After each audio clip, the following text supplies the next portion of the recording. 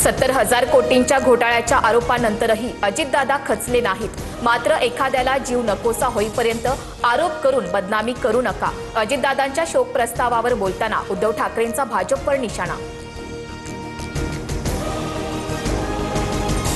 अजितदादांवरील आरोप तथ्यहीन, आरोप समुद्रात बुडवा। विधिमंडळात रोहित पवारांची मागणी, तर कितीही दबाव आला तरी मी मागे हटणार नाही। विमान अपघाताच्या सखोल आणि पारदर्शक चौकशीसाठी रोहित पवार आग्रही। विधिमंडळाच्या दोन्ही सभागृहात दिवंगत अजित पवारांचा शोक प्रस्ताव।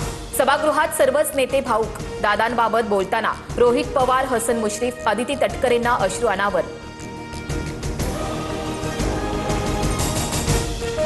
वरळी डोममध्ये अजितदादांच्या आठवणींना उजाळा। शरद पवारांचा हुकुमी एक्का अजितदादाच होते। शोक सभेत बोलताना जयंत पाटील भाऊक।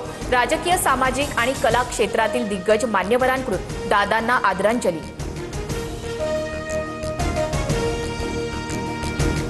शरद पवारांना 48 तासांनी रुग्णालयातून डिस्चार्ज मिळणार। प्रकृतीत सुधारणा झाल्याची डॉक्टरांची माहिती। डिहायड्रेशनचा त्रास झाल्यानं रुबी हॉल रुग्णालयामध्ये उपचार सुरू।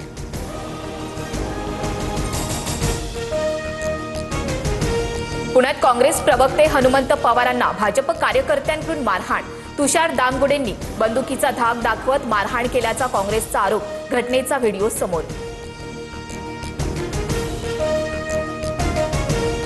महाराष्ट्रात गुंडाराज फोफावतोय। गृहमंत्र्यांनी गुंडांना अभय देऊ नये। काँग्रेस प्रवक्त्याला मारहाण केल्यानं हर्षवर्धन सपकाळ आक्रमक। तुषार दामगुडेच्या अटकेची मागणी। राज्यातील उर्वरित स्थानिक स्वराज्य संस्थांच्या निवडणुका लांबणीवर। 50% आरक्षणाचा प्रश्न निकाली निघेपर्यंत निवडणुका घेणं अनुचित। सर्वोच्च न्यायालयाची स्पष्ट भूमिका। 2 दिवसात सुनावणीची अंतिम तारीख ठरणार।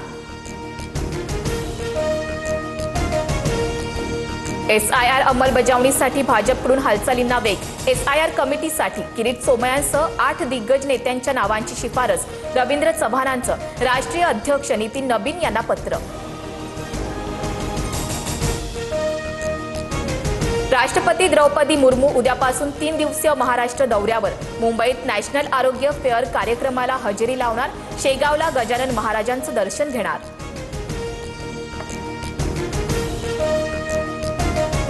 पंकजा मुंडेंचे माजी PA अनंत गर्जेला जामीन मंजूर। पत्नी गौरी पालवे गर्जेंच्या आत्महत्या प्रकरणात अनंत गर्जे आरोपी। मुंबई सत्र न्यायालयाकडून अनंत गर्जेला जामीन।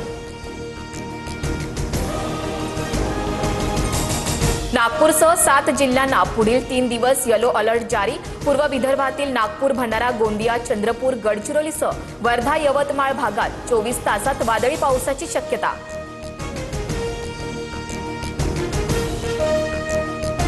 रांचीवरून दिल्लीकडे निघालेली एअर अँब्युलन्सनं चत्रामध्ये क्रॅश झाली। एअर अँब्युलन्समध्ये 7 जण असल्याची माहिती। मदत कार्य सुरू।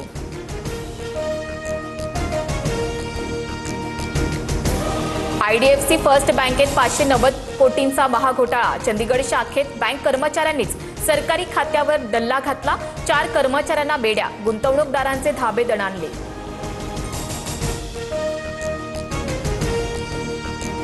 दहशतवादावर प्रहार। केंद्र सरकारकडून देशातील पहिल्या सर्वसमावेशक दहशतवाद विरोधी धोरणाची घोषणा।